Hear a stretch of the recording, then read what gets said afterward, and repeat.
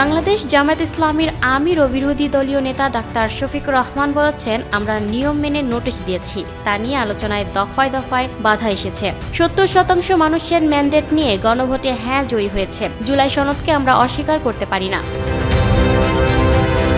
রোববার 29শে মার্চ বিকেলে ত্রয়োদশ জাতীয় সংসদের প্রথম অধিবেশনের মুলতবি বৈঠকের পর তিনি এসব কথা বলেন। এর আগে সংসদের বৈঠকে প্রশ্নোত্তর পর্ব শেষ হওয়ার পরপরই পয়েন্ট অব অর্ডারে জুলাই জাতীয় সনদের সংবিধান সম্পর্কিত সংস্কার প্রস্তাবগুলো বাস্তবায়নে সংবিধান সংস্কার পরিষদের অধিবেশন ডাকা নিয়ে আলোচনার জন্য সংসদে নোটিশ দেন জামায়াতের আমির। তিনি বলেন, আমরা আশা করি সরকারি দল সহযোগিতা করবে। একই অর্ডারে সংসদ এবং গণভোট হয়েছে, নাজায়েজ হলে দুটোই হবে। পরশু আলোচনার সময় আমরা আলোচনায় অংশ নেব। ডাক্তার শফিকুর রহমান বলেন, স্বাভাবিকভাবে সংসদ গঠিত হয়নি, অনেক ত্যাগের মধ্য দিয়ে সংসদ হয়েছে। আমরা আশা করি এই সংসদ জুলাই চেতনাকে ধারণ করবে। তিনি আরো বলেন, এসব বিষয়ে ব্যাখ্যা দিবেন প্রধানমন্ত্রী বা আইনমন্ত্রী। তবে স্বরাষ্ট্রমন্ত্রী প্রথম দিন থেকে এসব বিষয়ে কথা বলছেন। স্পিকার রুলিং দেওয়ার পরও স্বরাষ্ট্রমন্ত্রীর কথা বলা অনাকাঙ্ক্ষিত। তার মতো জ্যেষ্ঠ সাংসদের কাছ থেকে এমন আচরণ আশা করিনি।